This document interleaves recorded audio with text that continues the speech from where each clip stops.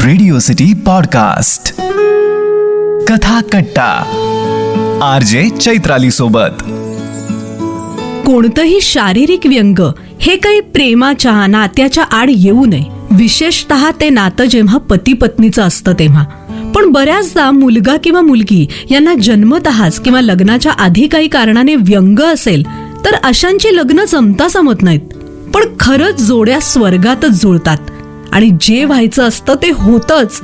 आणि जो माणूस आपल्याला भेटायचा असतो तो भेटतोच, जसं या पुढच्या कथेत. जोड्या स्वर्गातच जुळतात ही चंद्रशेखर गोखले यांनी लिहिलेली कथा तुम्ही ऐकणार आहात कथा कट्ट्यावर, अर्थातच माझ्या म्हणजेच चैत्रालीच्या आवाजात. जोड्या स्वर्गातच जुळतात. आपल्यावर थोपवल्यावर जसा लॉकडाऊन हा शब्द आपल्याला माहिती झाला, तसाच भोचक हा शब्द आमच्या शशांकला सुविद्यासारखी गोड मुलगी पंडितांच्या घरात आल्याबरोबर माहिती झाला. सुविद्या काय बिनबुलाई आली नव्हती, तर शशांकने लग्न करणार नाही असं निक्षून सांगितल्यावर त्याच्या धाकट्या भावासाठी म्हणजे शौनकसाठी ही मुलगी सांगून आली होती. 4 वर्षांनी मोठा, देखणा, उमदा कमावता मोठा भाऊ घरात असताना शौनकच्या लग्नाचा घाट पंडितांना घालावा लागला होता. आणि म्हणून मुलगी बघण्याचा कार्यक्रम पंडितांच्या घरात ठरला. आता शशांकची पंचायत झाली. मोठा भाऊ म्हणून मुलीच्या घरच्यांसमोर हसत मुखाने बसायचं की मला कर्तव्य नाही म्हणून बेदरकारपणे बाहेर जायचं, हे त्याला कळतच नव्हतं.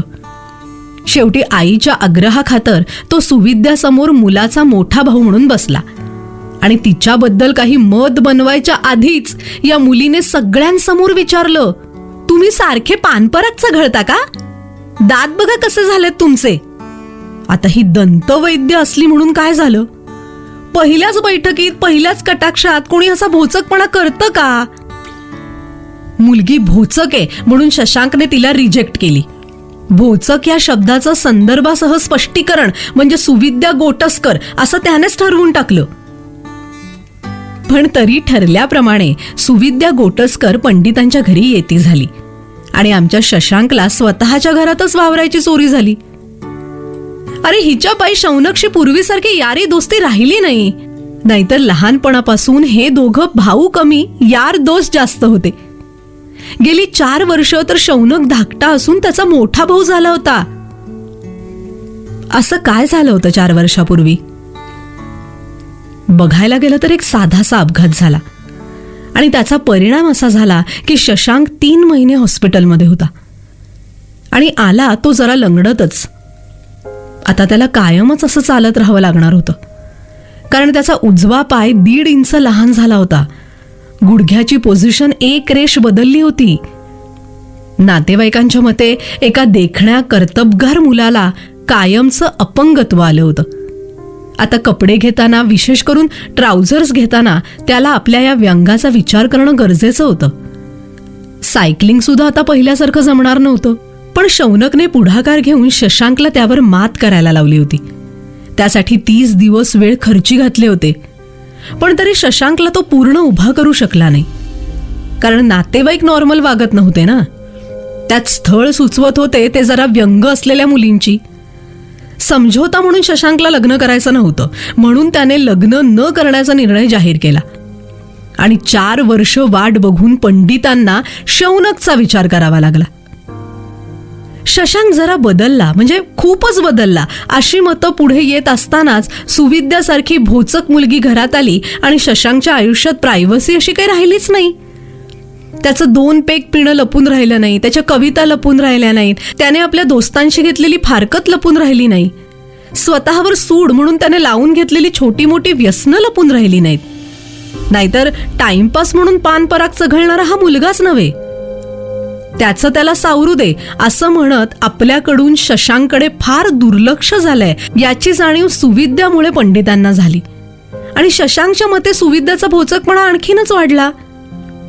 सुविद्या शशांकला कल्पना न देताच प्राचीला भेटून आली आणि तिला लग्नाविषयी गळ घालत शशांक पूर्ण नॉर्मल असल्याचं तिने सांगितलं.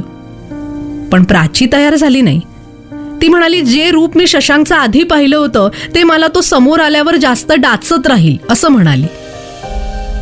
शशांकला हा न सोसवणारा घाव होता आणि त्यावर उपाय म्हणून त्याने घरापासून दूर जाण्याचा निर्णय घेतला.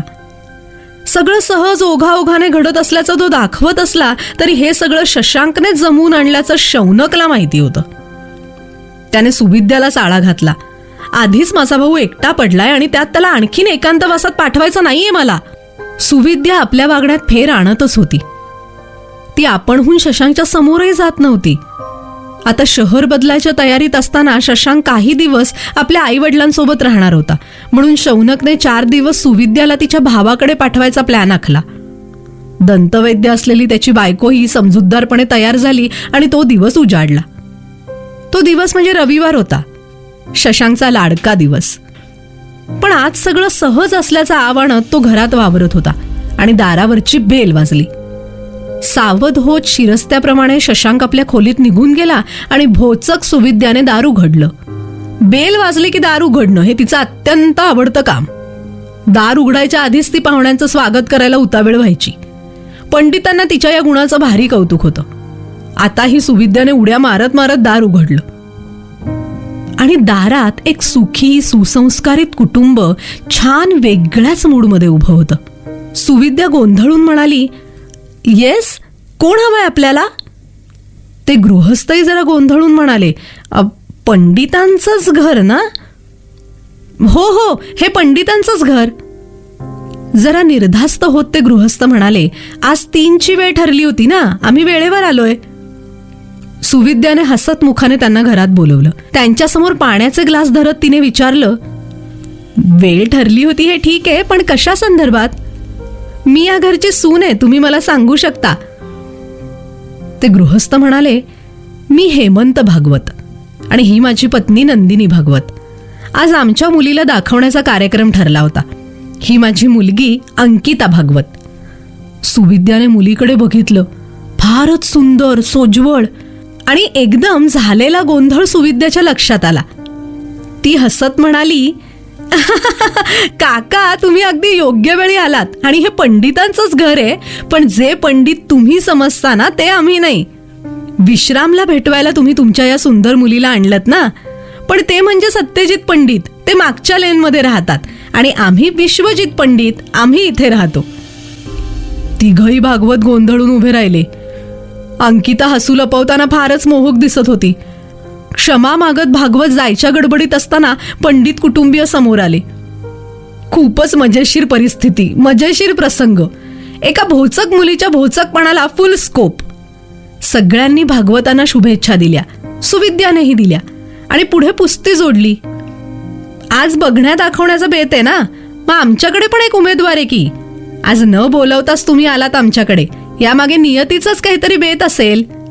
या नियतीने 6 वर्षापूर्वी या घराच्या मोठ्या मुलाला एक अपघात घडवून आणला आणि त्याचा उजवा पाय 1 इंचाने आखडता घ्यायला लावला. म्हटलं तर व्यंग, म्हटलं तर अपंगत्व, पण या कर्तबगार मुलाने जगण्यासाठी आपला हात आखडता घेतला. काही निर्णय त्यांचे त्यानेच घेतले, त्यातलाच हा एकटं राहण्याचा निर्णय. पण मला पूर्ण खात्री आहे, तुमची अंकिता त्याला हा निर्णय बदलायला लावेल. खरंच दोघं एकदा भेटले तर शशांकही हिचा अंकित होऊन राहील. आणि भागवत काही बोलायच्या आधीच अंकिता म्हणाली, मला आवडेल भेटायला. मनाने संकुचित असण्यापेक्षा 1 पाय आखूड चालेल. लग्नानंतर असं काही झालं असतं तर? पत्नीने सोडलं असतं का पतीला?